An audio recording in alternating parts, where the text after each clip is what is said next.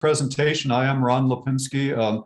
I do most of my caving at Fort Stanton Cave because it's a big cave and could use all the caving it can handle. Vice President of the Fort Stanton Cave Study Project. We invite any of you who haven't been there yet, and everybody else too, to, if you want, give us a call, contact us, and see if there are some projects that we can do inside the cave. It's a project cave at the moment. Newt Peterson is attempting to get more of the public in there. Here we go. And hopefully it'll get open to recreational caving, but truth be known, and when we go in there for a project caving, we actually have fun, so it's recreational. The presentation is on LIDAR and photogrammetry in this cave. The primary LIDAR and photogrammetry operators, besides myself, are Michael Moffat, I think he might be there, Todd Roberts, Minoru Yoshida, and Corinne Rich. So they definitely deserve credit, but there are many other operators that have worked on the LIDAR itself too, including Isam. The objectives for this presentation would like to describe how LIDAR and photogrammetry has been used in generating 3D models of Fort Stanton cave passages. Not the whole darn cave, but at least the historic section prior to Snowy River and some of Snowy River. I'd like to describe the pros and cons of LIDAR versus photogrammetry. Just a second, let me get my stopwatch going here.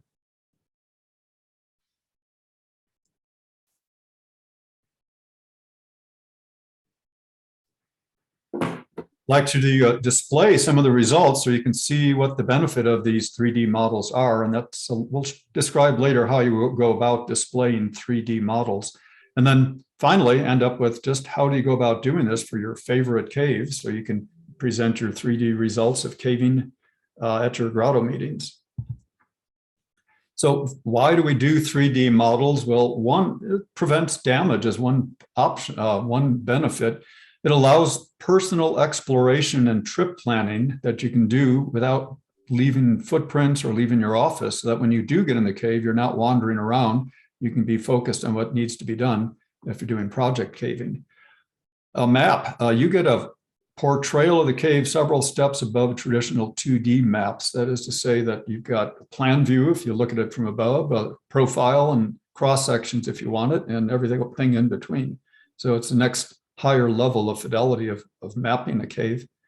For scientific studies, it allows planning for sampling and looking just down the passage and seeing if you see any patterns that you want to make a hypothesis on, and then make a proposal. You also can inspect 3D structural relationships. With enough fidelity of the 3D model, you can even measure dips and strikes and bedding planes. In fact, I think Isam is doing that with the GeoSLAM LIDAR data that Garrett Jorgensen just did. Another very important aspect is public outreach. It allows a way to show the non-caving community what it's like in there, beyond just movies and photos, which are wonderful. But this all allows the access. If you make a game like Cave Request, you could have actually public who might be unable or not inclined to actually go into a cave. You can have them run around the cave virtually and kind of get some of the feeling for what it's like. Our experience in Snowy River especially is that the simulation is really very realistic. So that's kind of the overall goal. So how the heck do you display a 3D cave model? Well, usually you use a PC or a phone, and these PCs or Apple computers have 3D viewer software like Cloud Compare, which is a free software, or Microsoft has a 3D viewer, that's the name of the program, as part of Windows. MeshLab is free. I'm sure Apple has viewers. And then you can kind of rotate, zoom in, and so on. Another way is you just make a short video of your PC or phone display, and then you can text or email that video to someone else and say, look, this is what we did. It's different than an actual video that you might take in the cave, because you have the option of walking into the cave wall, stepping back into the limestone a couple of feet and looking at it from the side, because you can do that with the model, although not in reality. For Cave Request, we actually made a game that plays on a computer. And like I said before, it's free and available. Just go to that website or Google it and you'll find it. You can make a video game that plays on a virtual reality headset. So you can put this headset on your head, you're immersed in your own little world. And I've done this for parts of Cave Request. We call it cave or trek because it's on a quest too. But you can look up, you can look down, you can walk down the passage, and it's really realistic. It's almost scary. And another possibility we have not done is making a physical model with 3D printing. So here we have an example of like a 3D model. We have the dots, the white dots are LIDAR points obtained from the Beecher LIDAR. The brown stuff are cave walls and ceilings, and that's from photogrammetry. And the two superimpose really well. And so this is a way to display a model, is that you just make a little snippet of a video back and forth. And you can actually use this to kind of get a feeling for, yeah, there's a dome on the right of some sort, and looks like there's a flat ceiling above and a breakdown pile and so on. But the trouble with just a video like this is that you can't actually zoom in. You have to have cloud compare to actually do that. Let me see if I can do that gracefully here.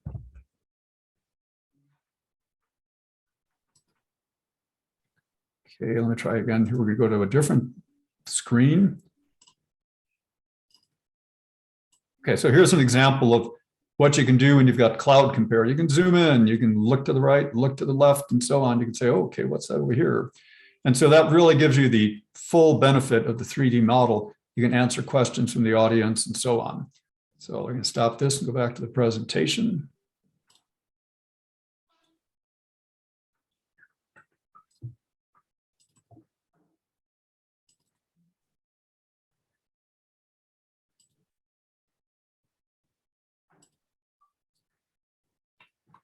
So how do you go about doing this? Well, to make a 3D model and game, the old process starting 10 years ago, 12 years ago, I don't have to worry about all these details because it's up.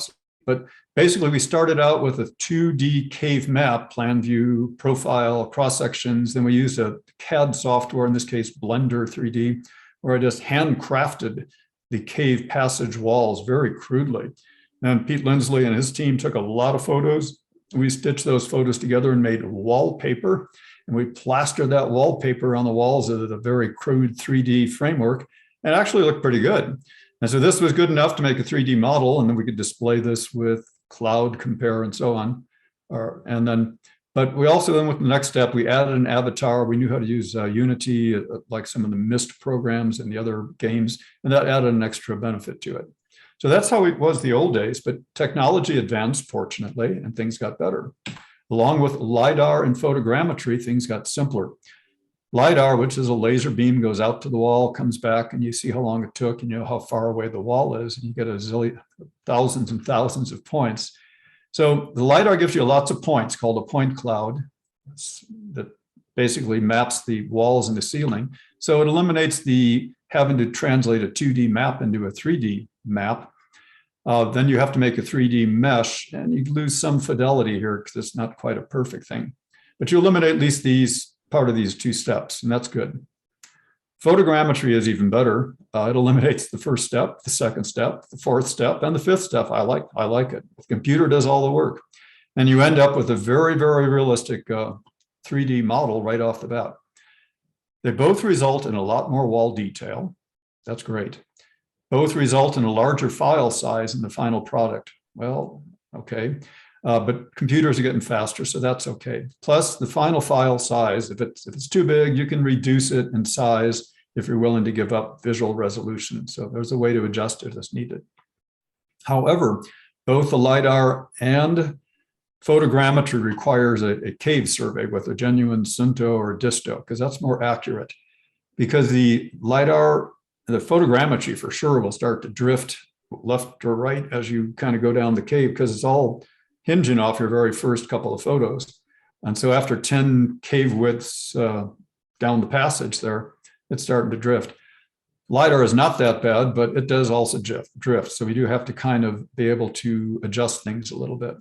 Maybe the newer LIDARs and professional ones are not as bad as the Beecher one would hope. So specifically in this case, looking at the blue boxes up here, now if you have a LIDAR point cloud, you can go right to making a framework with some software. You take the photo, but you still have to do all the rest of this here. With the photogrammetry down at this bottom line, you have to actually get lots of photos, like lots of photos. And then you do the photogrammetry software, which is called Metashape for me, but there's lots more that you can Google. And the software then go ahead and makes a point cloud. It makes a point cloud out of your photos and a mesh. And the mesh has a texture on it. It's all there, all in one. You end up with files that are 10 or 100 times larger than what you would get with just the original extrusion or even some of these LIDAR options. But that's okay. It's good stuff. And then if you've got your model at that point, or you can just go ahead and make it into a game. And in this case, I put on a VR headset. So that's what has happened in the mere span of the last 5 years. All this has really come to fruition.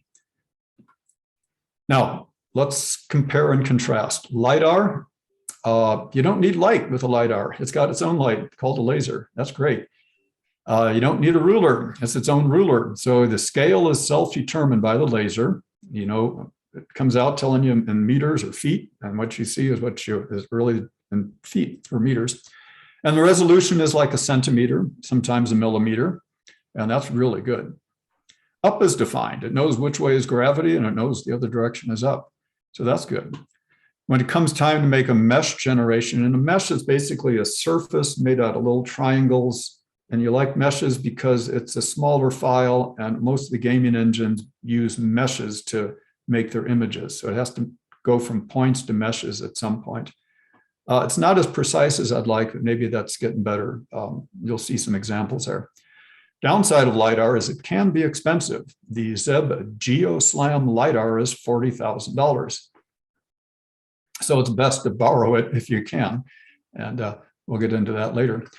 Bob Beecher, who recently passed away, was a very innovative inventor, and he was able to develop LIDAR for caving, which was only about $500. And so that's what had a couple of those that we've been using.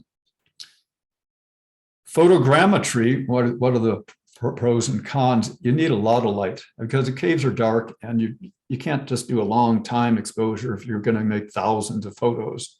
And especially the tripod is going to make it terrible. So the more light you have, the better it is. You'd love to take a video, but we don't have that much light. A 30th of a second is pretty short for a cave photo. And you need a lot of photos. You do need to get the scale and orientation adjusted afterwards. So you need to figure out how long is a foot in the photographs and which way is up. But if you've got blue survey flags down the corridor from a previous survey, boy, that's almost automatic for getting alignment and scale size. That's good. The actual rate of photogrammetry is about 10 times slower than the GeoSlam LIDAR, but that's because GeoSlam is so darn fast. It was about the same speed as the Beecher LIDAR was. Now, the good news is the affordability. You can do photogrammetry for like $500 or so. The typical digital cameras or phone cameras are just fine, and the software for photogrammetry is not that bad. And the new thing is that the zebra lights are bright. Lithium-ion batteries are powerful. There's a night mode on these new phone cameras, which basically give you a 1 second time exposure handheld, which isn't blurry, and you can just click, wait, and move on to the next and be ready for the next one. So that has made a big difference, and it really has revolutionized how we're doing things. So let's talk a little about the LIDAR process. This is the Bob Beecher Generation 5 LIDAR. It's tiny. It sits on a tripod. An operator will then start the LIDAR. Somebody's taking notes on where it is and how things are aimed. It takes about 6 minutes to do a full spherical scan that pushes the LIDAR dots up against the walls and ceiling. Get about 10,000 points per scan. Then you just move the tripod and repeat 127 times down the passage, and that's great in walking passage. Kind of hard in a crawlway, but it gets the job done. So the team was able to do the LIDAR of 1,000 feet of passage, half of it walking, half of it pretty miserable, or maybe a third of it walking, miserable rather, in about 3 days. So it took a long time. And you can see the blow up of the LIDAR here, which was pretty good. But that's not the end of the story. Then somebody, me, has to take each of those little LIDAR scans and merge it in with every other one of them. And each one of these pairs has to be aligned vertically, horizontally, forward and back, pitch, yaw, and roll until it's all aligned. So it's painstakingly slow. It takes about 40 hours of total work to do that. But it does work. And bottom line is when you look from above, and these are the LIDAR point clouds all in white points, it lines up really well with the map. In particular, the passages are about the right shape. In fact, by definition, the LIDAR passage is the correct shape and the sketchers is a little bit off, but that's fine. However, part of this of line is because when the passage point cloud starts to drift, I kind of manually shoved it back on the plan view map because I know the disto X2 was used to make the plan view map. So there's that part too. About 1 million points in there. And this LIDAR and caving are not really mutually getting along well if you're going through hellhole and other ugly passages. So sometimes it breaks. Fortunately, Minori is able to fix it for us. And hopefully we haven't damaged the GeoSlam LIDAR. So plan B, GeoSlam. This thing is modern, it's powerful. This is Garrett. It's on loan from courtesy of Southwest Geophysical Consulting, LLC. Dave Decker, thank you so much. Handheld, Garrett just walks down the passage and there's a little inertial monitoring unit in this. It can detect gravity and it can detect acceleration. So it integrates the acceleration twice to figure out where you are.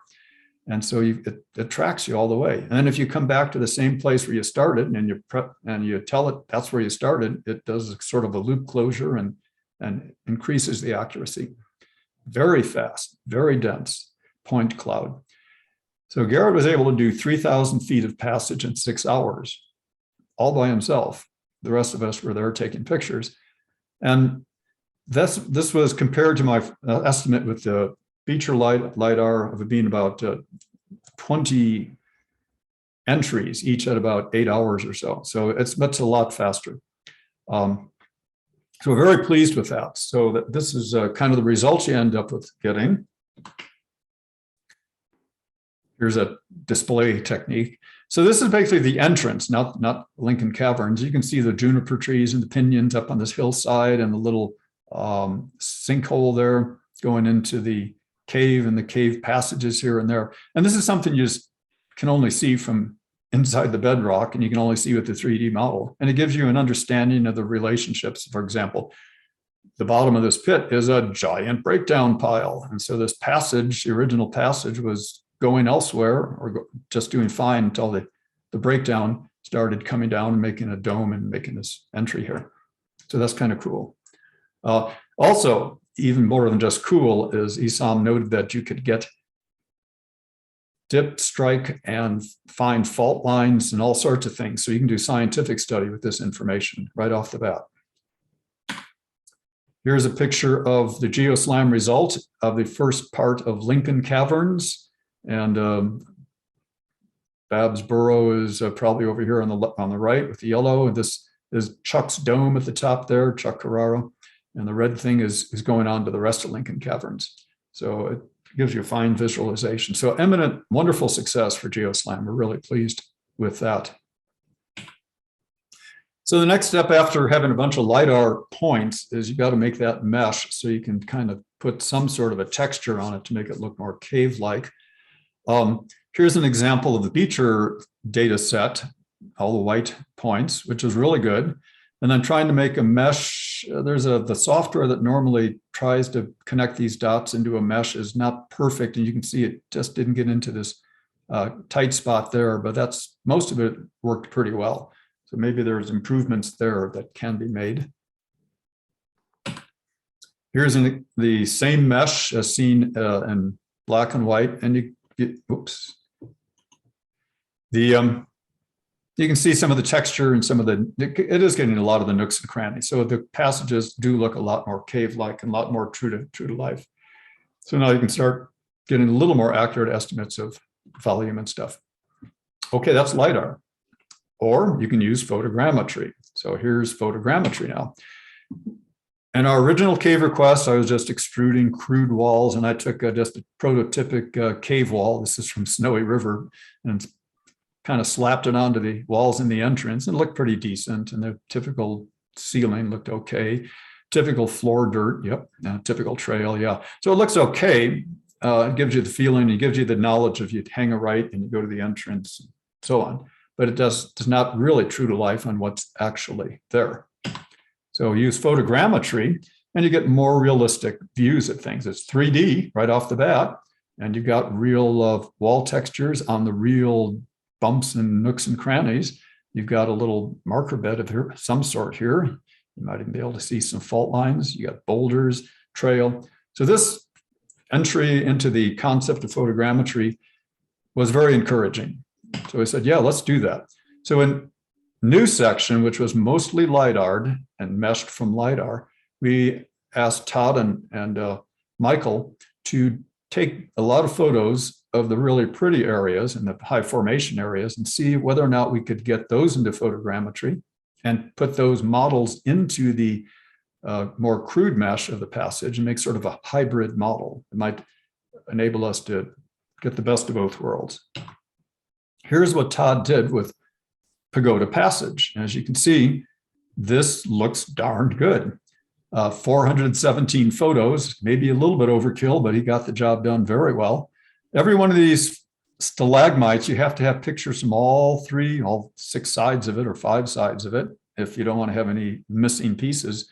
So he had to kind of bend around the corner to get some of these shots, very carefully not putting mud on the flow stone. And it looked really great. So that was encouraging. Here's another one of the actual pagoda itself in the centerpiece there. And it's 257 photos. And you can see this little white column here. It has sort of a blackish, obscure back. And that's because he didn't get a photo from the back there. So there'll always be sections you didn't quite get a photo of, and you're trying to minimize how many of those. But except for that minor little thing, this is darn good. You even got the survey flag hanging there. Here's another example. This is the real test, Helictite Hall. Question is, can you get photogrammetry that works for all those stalactites, soda straws, stalagmites, rocks, and everything? And in this case, definitely yes. There's a lot of little triangles in the mesh here, so it's going to be a decently large file size. But yes, it definitely worked. Only 129 photos. Here, he didn't have to kind of go around the backside as much as you would otherwise, because the caver in the game is always going to be stuck here. He's not going to be crawling around back there. So this will probably be put into Cave Request early next year. We're still in the process of getting that information. Here's an example of a Garden of Eden, the same darn thing. You can see some of these stalactites are kind of merged together where they shouldn't be, but that's kind of secondary. The overall impression really does convey what this thing looks like. So even if you did nothing else, when we're showing right here, getting a small segment of a cave on photogrammetry, bringing it back to the Grotto meeting and showing it, even if that's all you did, that is really nice. That is really great. It really can brag the beauty of your local cave. So again, the next step is to match the photogrammetry model into the LIDAR model, into the mesh model, put them all together. That requires on your photogrammetry, you got to adjust the X, Y, Z and the 3 angles and the size and so on. Cloud compare is what I use. These are the steps: edit, multiply, scale, et cetera, et cetera, et cetera, et cetera. And I believe Tristan has a PDF copy of this presentation. So I'm sorry, you don't have to be taking notes like crazy. She can email it to everybody that's here or who wants it, or just email me and I'll send you a copy. It doesn't have the videos, but it has all this text information on it. And I do recommend you export it as an OBJ scale model wavefront, because that's kind of universal for displaying things. Okay, and then we put it into Cave Request. So here we have an example of what that's like. So I'm going to pause it for just a second here if I can.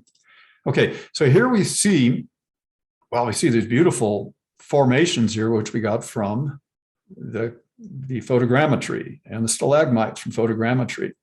That is great, but it's not everywhere like that. The walls, the structure of the passage looks more like a cylinder than it really should be, because it's more jagged in reality. The meshing from the LIDAR point cloud was not perfect.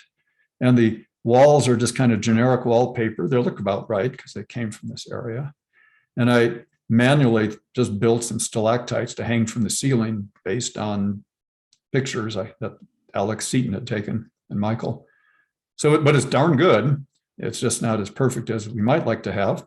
But still, for giving a person the ability to explore without having to go through hellhole, this is pretty good. I was pretty pleased with this hybrid approach of combining large meshes and photogrammetry. Well, we could do better. So next time we went down there, I asked Michael Moffett, can you do better? He says, I sure can. And so this is what he ended up with. This to me is really impressive. I was really pleased with the results here. Basically, he was able to get pictures of every square inch of the cave down the passage without leaving this narrow 2 orange flagging tape lines because we had just washed all the flowstone. We're pretty particular about that. And it's really good. So my next step is to put this into Cave Request, and I hope to have that done by the Winter Tech meeting in Albuquerque, and so I can have people see it there. Then Minoru Yoshida went down and to the section near Hall of Velvet and got this description of, or photogrammetry model of the approach to the Hall of Velvet. And I call this Velvet Falls because there's this velvet flowstone everywhere.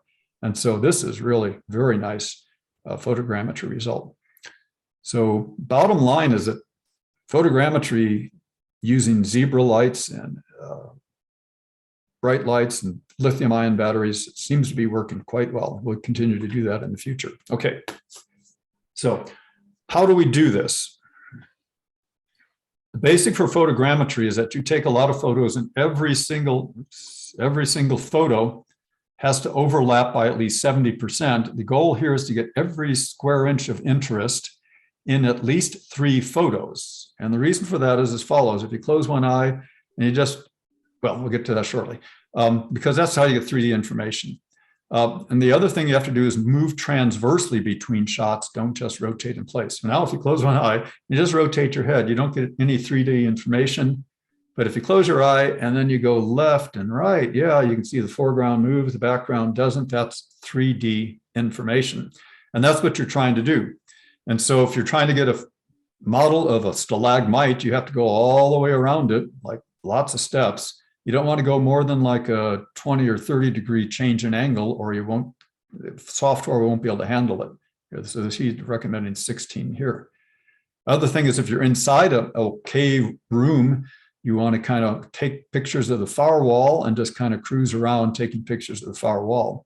If you're stuck on a trail, that gets a little bit squished. Take more photos than you think you need. Take clear shots with the same orientation. So if you can do landscape, stick to it. You do portrait, stick to it. I'm not sure how well it works on rotating them between shots, and it's better off if you just kind of keep track of what you're doing. The software I use is called Agisoft Metashape. It's $170. There might be other stuff that's cheaper, but this one is amazing value for $170 for what it does. Now, again, we looked at various ways of getting cave passages. We tried just taking photos straight down the passage, walking forward, and it worked out great as long as you were in the 3D model looking only forward. If you turned to the side or backwards, it looked terrible. We tried going down the passage, turning around and coming back, and we couldn't put the two together unless you made a very careful turn with lots of photos. And even then, you kind of missed them. Bottom line is, after a lot of trial and error, this is what we ended up with. The upper left-hand corner is a top view, sort of like a plan view of a cave passage. Walls are in red, and the black arrows are what you do. You start shooting a picture right at the wall, and then you take a step to the right, maybe 2 feet, maybe 3, depending on how far the wall is. You only want to move like a third of a frame or less. You don't want to miss any. It's bad news. And you take a shot, and you move to the side, take a shot, move to the side, take a shot. What's nice is that your headlamp, or all 3 of them on your helmet, are aimed at the light at the wall simultaneously. and you're not wasting any light behind you or at the ceiling. It's just where the camera's aimed. If you have a buddy that can do the same thing with you, next to you, and they step in unison, that's good. Don't worry about being too uniform. The software does amazing smoothing of the lighting. And so it doesn't come out looking like black and white splotches. It really kind of smooths out the lighting variations. You do that till you've gone a lot farther than here. You'd like to go a lot down the passage, maybe 10 passage widths. Then you have to make a turn carefully. And I say take about 10 shots around the curve just to make sure that the software knows where you're going and can relate that this is the other side of the passage. If you just took here and then took a shot there, it would be totally lost. Come back here and finish up. And that works great, but you didn't kind of miss the ceiling and the floor. So now you do the same thing here. You aim your camera up at an angle or you're going to fall over. And it's okay to have a bit of an angle. You can handle that. Go down the passage in small steps, very slowly work your way down. And then here's where you got to kind of turn your body around and aim the other direction. You want the camera not to be taking pictures of your feet if you can help it. So aim a little bit forward and finish up here. That's what it takes. It doesn't take a lot. We ended up with the last two ones I showed you, the photogrammetry models. That was about 300 or 400 shots each, if I recall correctly. So that's quite doable and quite workable. So that's how it's done. And this gives you complete coverage, and it works like a charm. Now, post-processing. Somebody has to put all this together. If you go out and buy Agisoft, this is an example of how of the particular choices for the different options within the software that you can do. And it looks terrible. Most of these are just the default settings, so don't worry about it. Just use default settings. That's good enough. But if you want to fine tune it, come back to this view graph later, and you'll be able to see what it's like. And let me just go and show you what Agisoft looks like, if I can see if this works here. Are you seeing Agisoft, anybody? Yep, okay, let's assume it works. You basically workflow is you just click on workflow, add photos, I can do that. Align the photos, yep, click on that. Build a dense cloud, yep, do that. Build a mesh, sure, click on that. Build a texture, sure, bada bing, it's done. It's all automated, it's wonderful. And if that's too much work for you, you can just make a batch process and tell it to do all those steps while you're sleeping, and it'll do that too. So it's a real nice software that way. Okay, so I'm going to see if I can go back to the presentation. Are we back to the presentation now? Yes. Yeah. Thank you. Good. Okay. So what have we done with this 3D model? We've made cave request for public outreach and other purposes for the PC, the Mac, and the Linux. We've got 8 miles of passage modeled as 3D. 4 of these are via LIDAR, just a little bit on photogrammetry, mostly the historic section. We've got half a mile modeled in high detail for the VR headset version. So here's an example of what the cave request looks like for those who haven't seen it. If you want to download it for free, just Google it and get it. This will show you a couple of videos. All right, spoiler alert. If you want unlimited access and you don't want to do all those tests and pass all the obstacles, Fort Stanton Cave rocks, exclamation point. That'll get you anywhere you want to go. Mountains of central Mexico lies Fort Stanton Cave. Well, it's the second longest in the state, but who's counting? So here we have an example of how the cave goes underneath all the terrain without even going out under the terrain without any regard whatsoever for what the terrain is doing. It's its own little system, its own hydrology system. You can point out that with the 3D model.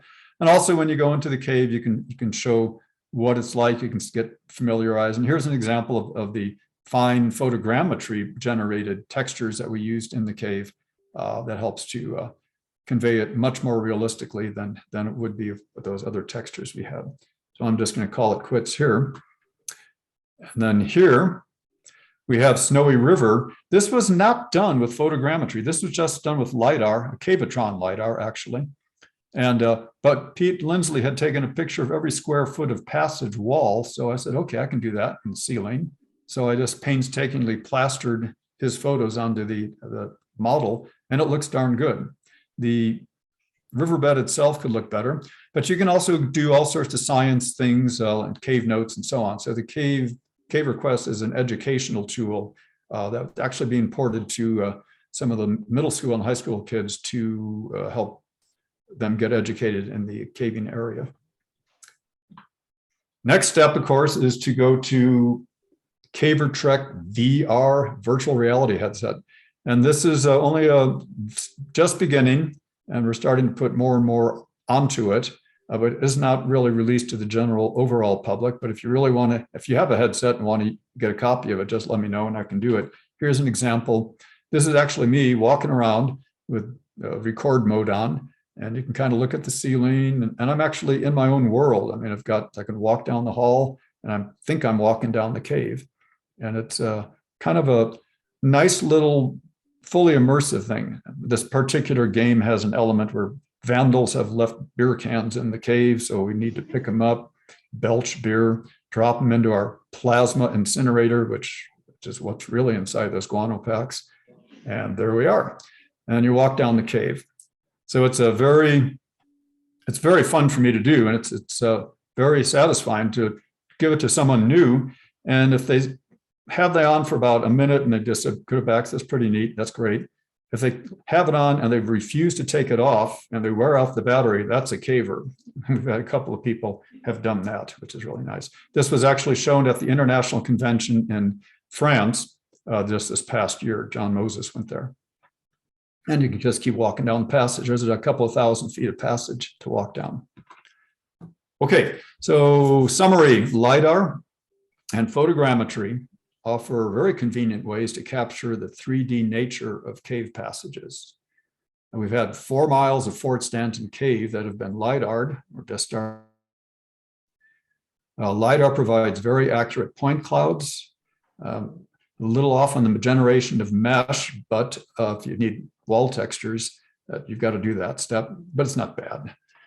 Photogrammetry provides point clouds, mesh, applied wall textures all automatically, but it requires lots of light, lots of photos, lots of time.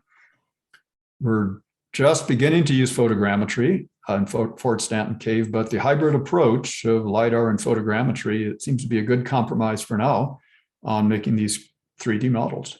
Wish to thank Bureau of Land Management, Newt Peterson, and all the personnel on the study project for their support on this activity. That's about it. Any questions?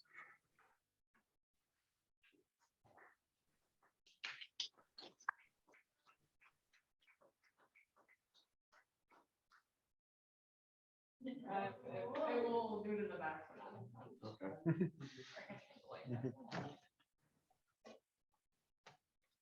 Okay, so I haven't heard, I can't hear anything. Should I stop sharing and we can just look at each other, or do you want to keep the presentation up?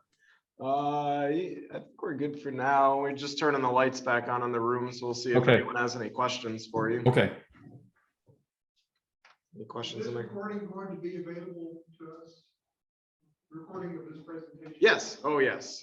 So I'll make it available, the recording of the presentation. As Ron mentioned, he emailed Tristan some copies of the presentation in PDF, which I can make accessible for everyone. Or if you want Ron's contact, we can pass that along, if you're okay with that. Sure, fine with that. Questions and so forth. So. Yeah, and Tristan has the full presentation, which is 250 megabytes if you really want to watch the videos. So I have a question for you. I've just been curious throughout the whole thing, how you got into this, project to begin with. If it was like more of a hobby, if it was a professional thing. Well, there was this disease called white nose syndrome, which shut down Fort Stanton Cave. And I thought, I can get around this. I can just make my own cave and go in it. So basically we had pictures and we had maps of Fort Stanton. So I thought this would be a way to keep us entertained and also allow us to kind of explore it. And there are those that who never had gone to Snowy River. It was hard to get to Snowy River. So basically, by getting Snowy River was the first goal of Fort Stanton Cave. cave request. It really enabled people to get on the Snowy River. It had never been done before. What inspired that, though, was a game called Myst from the early days, and part of it, Myst number 5, was basically Uru, U-R-U, and it basically is a video game by Cyan that starts in New Mexico in a cave. And I thought, oh, wow, that sounds like a good start. So that's how it started. Excellent. When's the next trip? Esam wants to know when the next trip is. When the bats awaken, yes.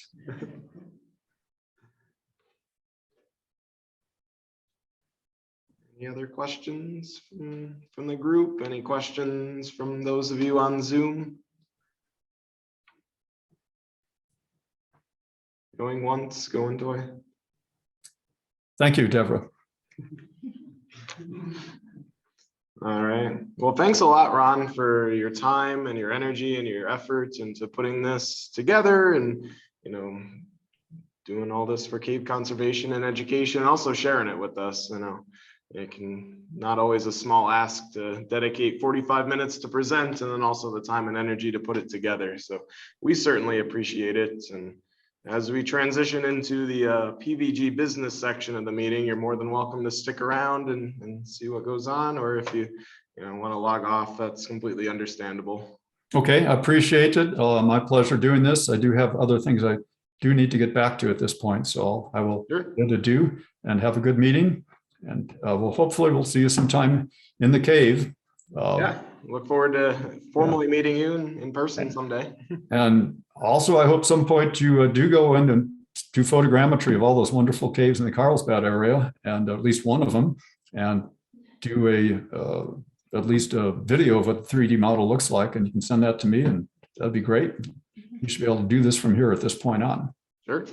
Okay, take care then. Yeah. Thanks, Ron. Thank you.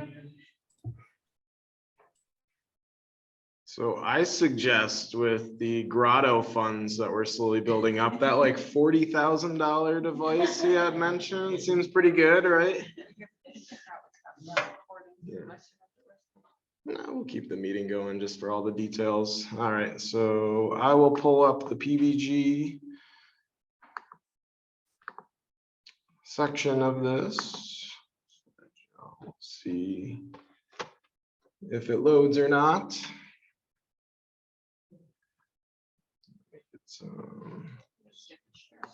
Yeah.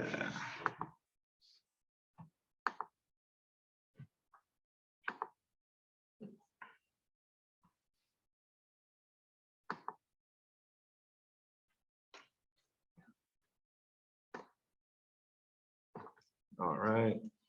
So moving through typical meeting agenda, we've gotten a thorough presentation from Ron, so we can transition into talking about some old business, get an update from Sally and Phyllis, or secretary and treasurer, probably some topics left over from the last meeting that we can discuss, and some ideas to float to the group. And then seems like it'll be an exciting week end coming up with the SWR regional down here in this area, and some trip reports, which we can touch on the end. So skipping forward, Sally, do you have anything for us? I mean, we talked about a bunch of stuff. I think most of it we're gonna get to anyway. But a lot of stuff happened in the last month. There was Lost Cave survey stuff, there was the High Quad Rescue project, there was, well, we'll talk about that. The best thing that I learned last time was that there used to be pizza at the Grotto auction. That was my favorite fact from last month. Yeah. Okay. Nothing too crazy. Okay. Moving on to Phyllis. You have anything for us? We have $3,067.98 in the bank, Okay. and $30 to make cash for $5 dues. Okay. That's it. Can you say that number one more time? 3,067.98. Thank you. Was $30 cash. So it's that time of year, $5 dues for 2023. Just pay your part whenever you get a chance. I'm gonna lead by example here. Phyllis.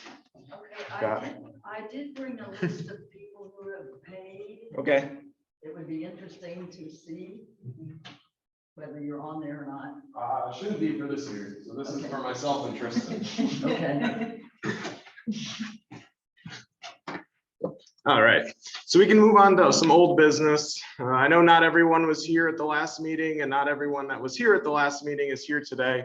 But one of the big talking points was what to do with this money from the dues and the Grotto auction that we've been raising. And so many of us have been working with Mike Manser on the restoration projects, and it was kind of floated, and Tristan put together some details last month about what it would cost to purchase the epoxy mixture and a drill and all the things necessary for this restoration, which, you know, that's why we all meet as a group, because some of it got some good response and then maybe some, response on the other side. And I'm glad we were able to talk that through. So I want to float an idea to the group. Mike Manser has worked a whole lot with Jen in the forest. And if I understand correctly, the person that was in your position beforehand. And then Mike is doing a lot at the National Park at Carlsbad Caverns, working with Aaron Lynch, the Bureau of Land Management, and the caves under Ellen's management. Kind of been on the back burner a little bit for some of the restoration projects. So Ellen is willing, I talked with her a little bit to kind of hash out these ideas, and the BLM should be able to put in purchase requests that would be property of the federal government, property of the Bureau of Land Management, but stuff for the Grotto to use. And I was thinking if we as a group put together a proposal where the PVG is kind of working to do some restoration and some BLM caves and help them out, that could be a good way to get some folks into some new places. Something I want to do is have more trips, because that's never a bad thing as a caving group. And then also help, one of our partner agencies here, with some of this good restoration work. So does anyone have any thoughts or ideas behind that? Agree, disagree? Talked to Ellen in the past about it for like the Kitcher Kill area. I mean, there's a lot of destruction in general. I mean, most of those caves for background. Carlsbad in its early days, they would have the cave, they would give a souvenir away. Instead of mining it from there, they mined it from the Kitcher Kill. And so there is a lot that can't be restored probably there, but there is a lot that can. I know I've been over every square inch of sand cave. And, it's a beautiful cave, but there's definitely, some cleaning that can be done. Trail flagging and stuff is a little bit different there. But even in general, I think Endless Cave and the Kitcher Kill Cave, they had a bunch of destruction too. So maybe getting with her to recon it. Are we able to, do we have to put in a proposal for the CMT to review by January, similar to? That's what I'm wondering, because McKittrick Hill was looking like it might reopen, or she would like to get it reopened. Yeah. Not the rest of it, not Endless or Dry. Yeah, and so, and like I think ABC is also in that same list. And I think that one's just for trip leaders, except like Elsky may not feel like throwing it here. Yeah, I was gonna say it's, and like that's just the tip of the iceberg, but beyond that's a ton of caves. So I mean, if people want to start putting that type of work together, it's gonna take a lot of people to actually recon it and do the work and photograph it and document it. So, there's a lot of young people at the park. I'm willing to help on some of that. I know from Lynn Hicks to Sand Cave, I know those ones really well. I know Wynn had a lot of stuff that needed, I still in it. Lynn definitely does.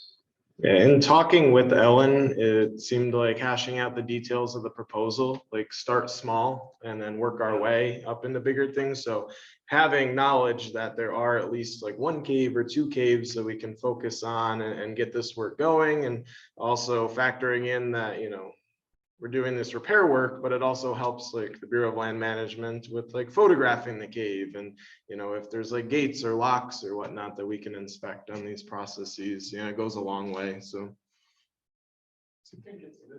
okay. Anyone else have any other thoughts?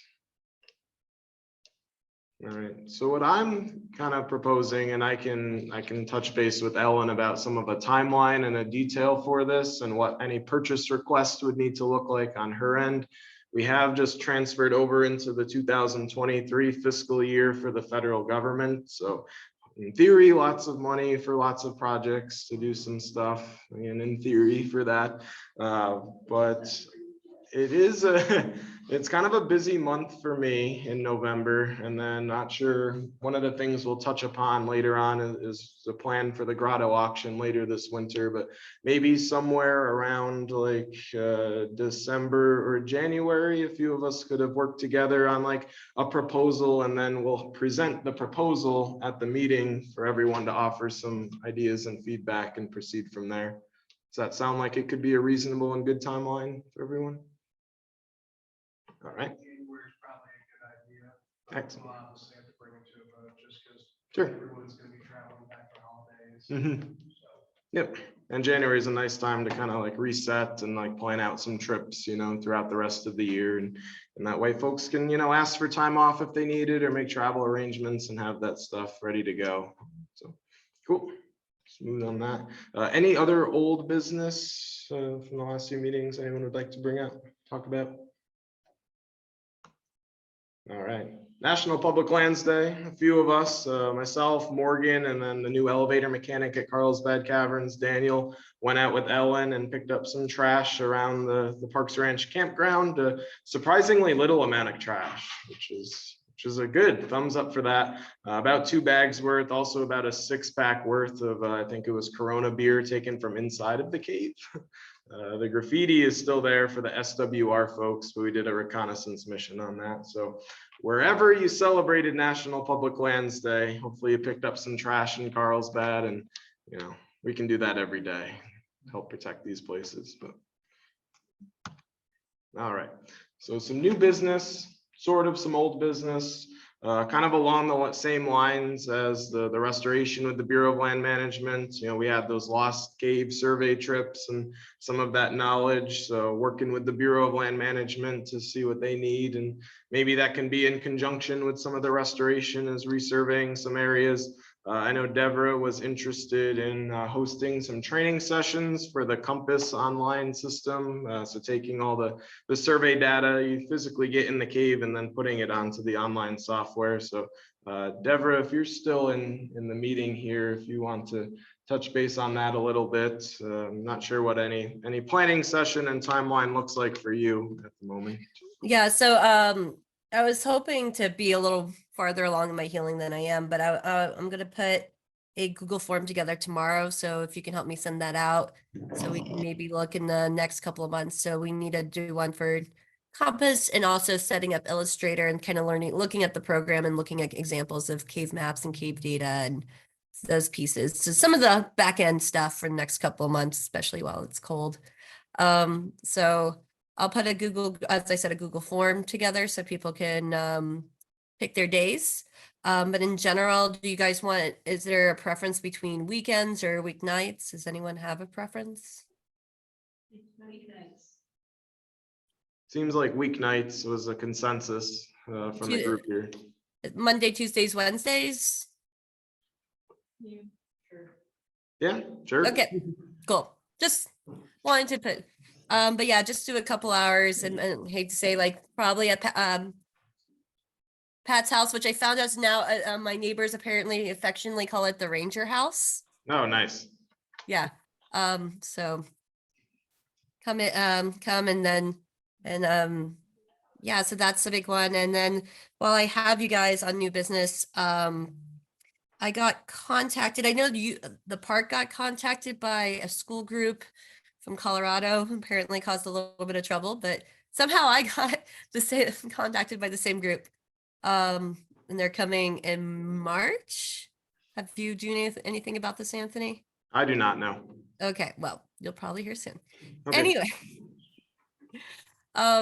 But they're looking for it's gonna be like 10 high school students, and they want to go caving.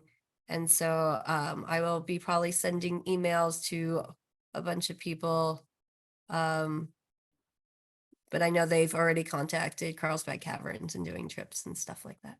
What's the date for that? I think she said in March. For Yeah, spring break. spring break. Yeah. Well, I do have, if anyone ever does take people on groups like that, I do have a ton of water here. Like Perfect. helmets, lights, I know that the Parks Ranch group used it, so if you need it, just let me know. And that's aside from gravel stuff, it's Yeah. perhaps to use. Okay. As long as you return it, and like that. So Good now. is Ellen there? She is not, Okay. unless she's online. She wasn't Yeah. earlier. No, she is. So I'll be emailing her and Eamon, who's like their rec person, and but they will need gear. So I'm sending them some resources and about decon and stuff like that, because they need some of that piece. But once they kind of I told them to check out some of the springs around here too. So I will Okay. be sending an email shortly to probably you and Tristan. Okay, So. sounds good. And then everyone can be on the lookout for a Google form for maybe, survey and online trainings for that. So thanks, Deborah. Yeah, and do you want to do Bat Fest next? I know it's not in order, and then I can be quiet. Oh, that's fine. Yeah, we can jump over to Bat Fest. So yeah, this upcoming Saturday, I think it's Carlsbad Main Street, Bat Fest, Fall Fest, whatever they call it. Deborah's planning on having a table there to represent And- history. yeah. If And Isam's anyone- helping. Nisam helping. Thumbs up for that. Excellent. If anyone from the Grotto is interested in assisting with that, it could be nice. Unfortunately, I'm not available. Be out of town for it, but any help would be welcome. So just floating that out there. So yeah, the setup will be Saturday, October 29th at 10 a.m. And they usually, the takedown's around sunset. I'm not sure what the exact time is. I'll have to ask on that. And so it's basically like a community trick or treat. So we will have like the edgy bat trunks, so like some stuff with bats. I have some stuff I'm pronounced for like the bat beat recipe cards. I'll have that with us. I'll have all the junior cave books and some of the cute little kid dress up clothes so they can dress up like a caver with the like kind of like how you guys at the caverns have those little helmets that aren't real helmets for them to put on. Yes. Yeah, those kind of pieces. And then I'll have the grotto and some NSS stuff if less anyone thinks otherwise. Any other pieces? I was hoping to have like a grotto piece. So let the community know like there is a caving group, but you should come and join. But any other thoughts on that? I guess I can. I don't know. I can put a QR code for our Facebook group, so I can Okay. make that happen. Sure, yeah, I can work together with you on that, Deborah, this weekend. And I'll put out a call on the Facebook group and the email for folks that aren't here at the meeting tonight that may be available next Saturday to assist with that. But if not, we thank both you and Isam for repping the PBG in addition to doing your jobs. Some extra duties. Yeah, mostly thank him because I will literally be sitting there. That's understandable. All right. And he's going to Thanks, be Deborah. doing literally the heavy lifting. So sorry. Is Colin still on there? I thought he made a website once about it. Oh, no. That looks more better. While we got new business stuff with Southwest Regional this week, are y'all gonna be here over the weekend? She is. We're going. I just sent out the agenda 4 minutes ago. Michael, are you pretty involved with the SWR this weekend? Secretary. Okay. Yeah, if you want to take this over. Oh, you just. Well, Mike sent it out. Oh, I sent it to Mike. Yeah. Yeah, we're gonna have our meeting at Parks Ranch. There is a lot of stuff going on. There's quite a few rec trips. I'm gonna be out Sunday. Unfortunately, I can't lead the Wind Hicks one. So hopefully they found someone to do it. It might have been Jason Venegas. But there might have been some slots open if someone was interested in that. Doc Bruno hasn't had any takers yet.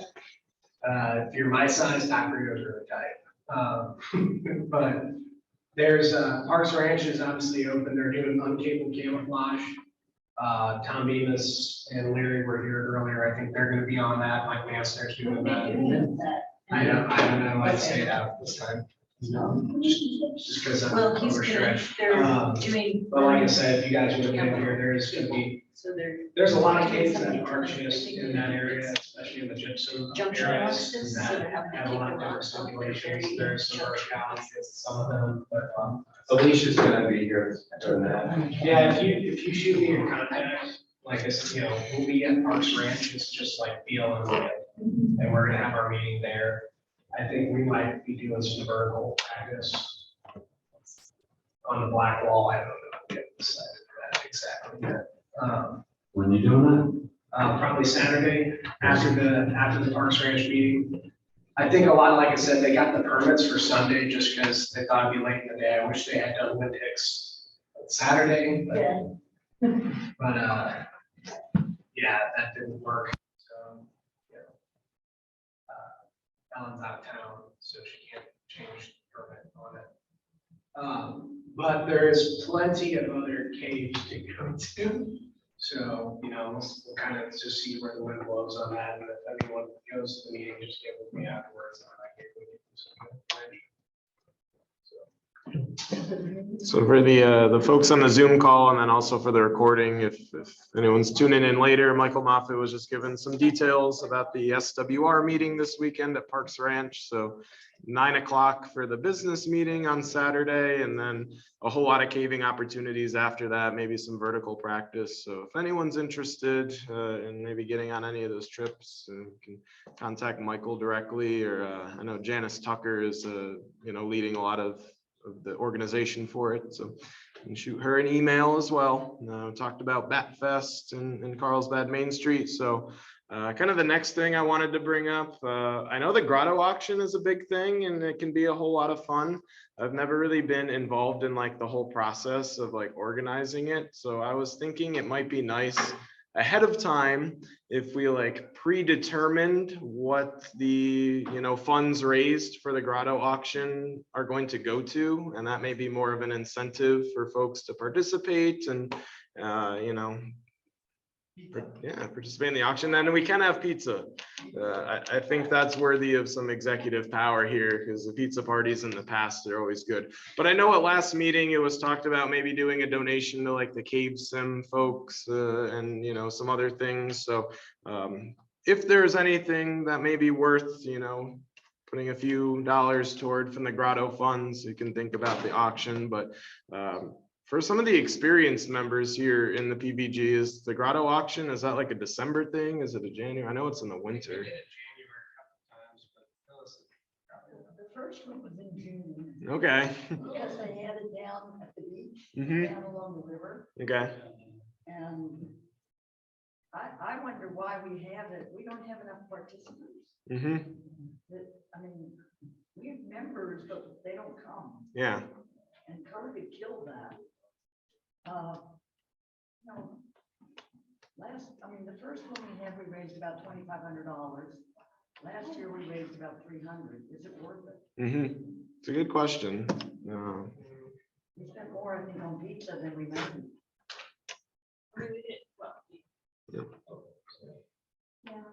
So anyone, If we can decide ahead of time, like you were saying, like what The items. it's going, yeah, it's something that we can kind of, Propaganda.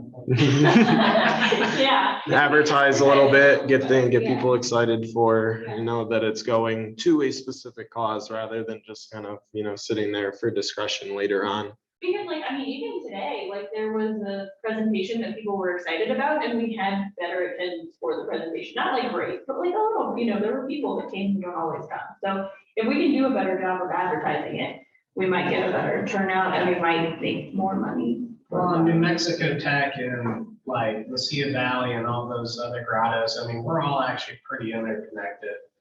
So, if we did something and we put the things up there, like Mike Mansner bid from his house and I dropped it all off. Mhm. Yeah, true. But, So I'd rather-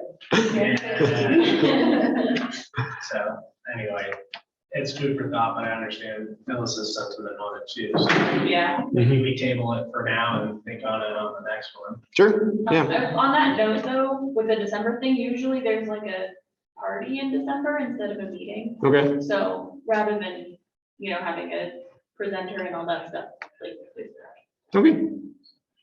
I can get behind that. love a party. We just have to find a host. I kind of do. Hey, Isam, what do you think? But what? Having the party at your house, I think is what. I'm fine with that. December, I won't be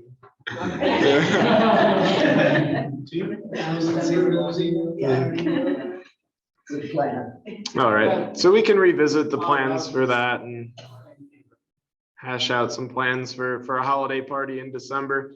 So the last bit of new business that I had, unless anyone else has anything, I know at Carlsbad Caverns National Park, Mike Manser has 2 permitted trips in November for some restoration in Lake Cave. I can look up the dates really quick because I asked him the details. Yeah, Canceled?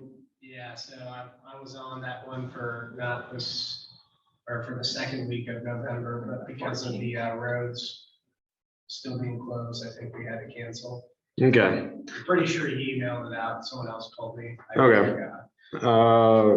Yeah, it was like 2 days ago or so, I heard from him that they were November 12th and 17th, both on Saturday, or November 12th is Saturday, and then December 17th, which is also a Saturday. So maybe they're available, maybe not.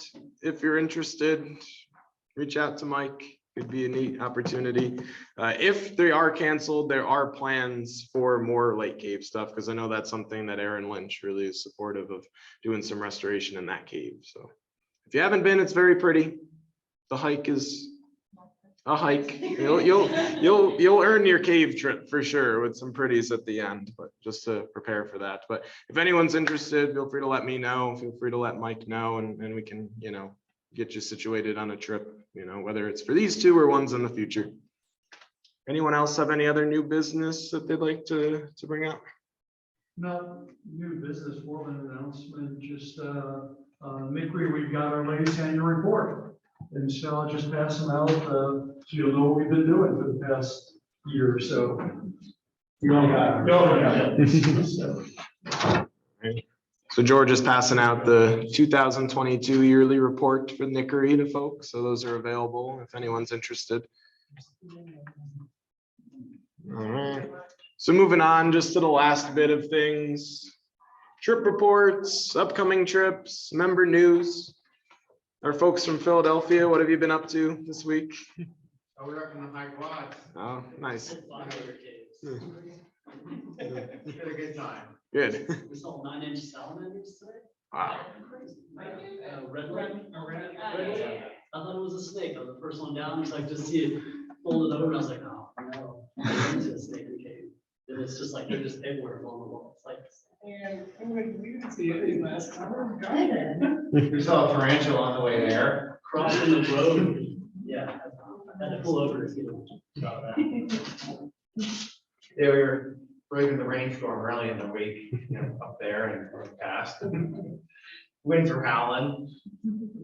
Cottonwood was beautiful, Hidden was gorgeous. All part of the experience. I'm glad you're here. Yeah, she was driving her car, and that road is crazy. Because all these ATVs turned up, and we just found out on the way down that it was like an ATV gathering. That was like a rally, and we were 5 minutes ahead of us, so they got us out of the mud. Okay. We went on up the road very, very slowly, and met them on the way down. Then they went to the, what was that place, the cafe, karaoke night? I'm sure we were talking to town. Yeah, that car secret on the road. We survived though, right? Yeah. It was nice. But the caves are insane. It's crazy. Pennsylvania, all we do is crawl. Yeah. And from Missouri, it's next. Nice. What's Raleigh? All right. Anyone else? Any trip reports, upcoming trips? I got to take my mom into Lower Cave about 2 weeks ago, which is always exciting. It was an adventure. I can thank Tristan a whole lot for helping coach her through there. But she got a sense of, you know, what I do at the park and what we do as cavers. So that's always fun to share it with family and friends. I have a quick question. Yeah. Does George remember an old man named Orrin that helped develop Sonora in the 1950s? Oregon. Orrin something in the late 50s with Jack Birch. No, not an Oren. I know an Oren Tranbarger, who was a caver much more recently in the early 90s. But No, but this is an old man with Jack Birch. He had Parkinson's. It was his bucket list to go in the cave. And he was developing it, he was Jack Birch's Sherpa in the late 50s. It was his bucket list, and he just smiled and shuffled all the way through, and it was just a tremendous experience. Loved it. I thought you might know him. No, there is an interesting story of sorts from Sonora. A guy was leading a group through, and he told people, just stop here at Burner Stairs. And they and someone says, well, why do you call it Burner Stairs? Well, because this little drop off here is called Burner's Precarious Precipice. Well, why do you call it that? Well, because the first person who climbed it, I think his name was Burner, and the tourist said, "I'm Burner." You know, That's right. I've been in the Okay, since it was just curious, because George knows all. Thank you. no Bye. idea anything was named after him. It was. You're but, right. Good. But that leads somewhat into a trip report because since the last meeting, the International Show Cave Association met in San Antonio, Texas. It's the first time they met in the US. There were about 200 people there from, I forget how many countries, 20, 25 different countries. Didn't get quite the international participation that they were hoping for because of COVID keeping some people from traveling due to restrictions and also finances because some showcases lost money due to COVID. But still, it was a good showing. It was combined with the National Caves Association meeting. There was a field trip that went from San Antonio to Caverns of Sonora and then up here to Carlsbad. They stopped at Nickery headquarters on the way back. And then at Comanche Springs Park and Fort Stockton, also on the way back. And then there was a post-Congress trip that went to Cavatane, Longhorn Cavern State Park, and Inner Space Cavern. But it was organized by Natural Bridge Cavern. There was a trip to Natural Bridge as well. They did a fabulous job. It was a flawless job, really, in organizing the conference. So my compliments to the Natural Bridge folks. And thank you to Tristan and Anthony for changing about 100 light bulbs and sockets. Now I'm going to shut up. All right, goodbye. Thanks, Leah. I'm glad it went well at Sonora. It's always exciting to see all that work, you know, put to good use with some happy cave visitors who know a thing or two about caves. Yeah. All right.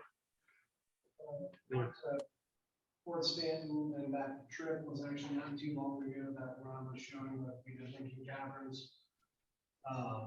We did like the bath or went through Bassboro, which was, everyone thought it was really terrible, but being a Missourian, I was like, we crawl, like this is fine.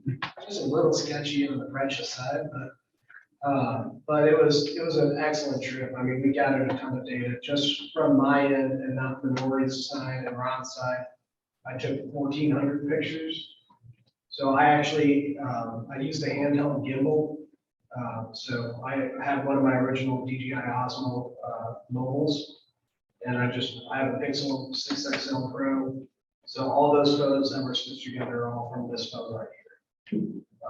So using the gimbal made a huge difference because it's being stabilized. You know, I'm able to take the picture and start scrolling up. So that's where we got all that seal detail. So that pagoda passage segment, that one was 400, but some total from there to the end of it into the, I can't remember that room, I think, room, it looks almost like Phreatic Passage at the end of Pagoda. But, the sugar something. I can't think of it, but we got all the way up into there. It didn't take us, it's not as. The gypsum basket part. No, the, right before you. John just mentioned. Trailer hall, Yeah, it's way before that. It was like right at the end of Pagoda. Velvet Passage. Just, That football room, I don't know. it's something like that. Like, we got all the way up in there, but it took like 950 photos, and I had to have Ron and Minori help me with the lighting because my arm was about to fall off at that point. I did the whole first segment myself. But we use meter lights like extensively for it. I mean, it really works. I bring in like, no joke, like 12 batteries, like 12 650s with me. So I'm always like lugging around the giant. You use it on Flutter, mostly Flutter, right? I use H604C, so I bought, that they're more on the spot and warm side than 4,000 Kelvin. And so that, it just works with my phone. There's a sensor in here. It gathers about 100 times more light than my prior version of Pixel 3 XL. So the spot doesn't put like, to make like a hot spot on the wall. If it does, and that's the thing, is that I'm tapping my screen the whole time, so I'm watching where that light blowout is, and I'm trying to make sure that the image is mapped. Okay.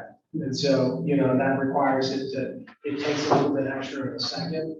But when you're using night sight, which is, the processing software for it, you're getting that longer exposure in a very quick time. So if you do tap it right, instead of it taking forever to load, I mean, you'll know that the light is good because it'll take the energy. So, yeah, it was neat stuff. And then we did high watts resto project, and that was very fun too. Except you had a lot of high U involved. Yeah, we had three, we ended up with a couple of people didn't show up. So we had three groups. Michael went to Three Fingers to do resto with Scott Christensen and a guy from Colorado. Then had one team started on reflagging trails in Virgin. And then the second team went back the second day. And then we had one team that went out to a small cave that nobody's been to. Well, there's been one trip since the 90s. And Garrett had forgotten how bad the hike was. But so he was leading us. And the notes for the cave had said, like, so you walk out there and then you can get down the cliffs without ropes. And we did, but it was pretty sketchy. And then it talks about the heavy brush you have to go through without falling down the next cliffs. It was pretty bad. And then it had gotten really a lot of rain up there. So all the grass was like chest high. You couldn't really see what you were walking through. So it was like all cat claw and cactuses in your shins. That ridge is more vegetated than some of the others. So, but it was successful. We surveyed our 240-foot long cave in one day, and nobody has to go back. I was gonna say, that's a number again. Yeah, nobody's going to go back there, I think. But yeah, so it was fun trip. Carrying water to Three Fingers is heavy, I will say that. Yeah. Yeah. Can I ask a question? Mhm. What are all those chunks of water at the bottom of the head? Is that for like any formations? Yeah. So like 20 years ago, they had, like in the 90s, they closed all the caves because they had gotten mud tracked all over them and they were getting destroyed. So we started doing restoration projects in there, and there used to be like seriously 3 inches of mud on top of all those lily pads. Wow. So we would haul in like 5-gallon cubies down there because that trail's not as long as 1 to 3 meters. But yeah, it was a lot of work. Yeah, so there's still some water left in there. People still walk across the tops of the lily pads for some reason. Not really sure why. Even though it's at times, here, grab the cave, stay on the trail. Yeah, yeah, so we, you know, every year or two, we do a little bit of touch up on footprints and stuff in there, and we just started, well, I guess we finished resurveying it, we don't have the final map yet, but, Was there water in the Chinese wall? In Montana. no, Hidden. I don't think there was. When you came down the second. Right at the bottom of the drop, there was jugs of water. Yeah, but there's like a Oh, no, no, no. 1 foot tall wall, 1 foot tall wall where? like after you go down the drops. Yeah.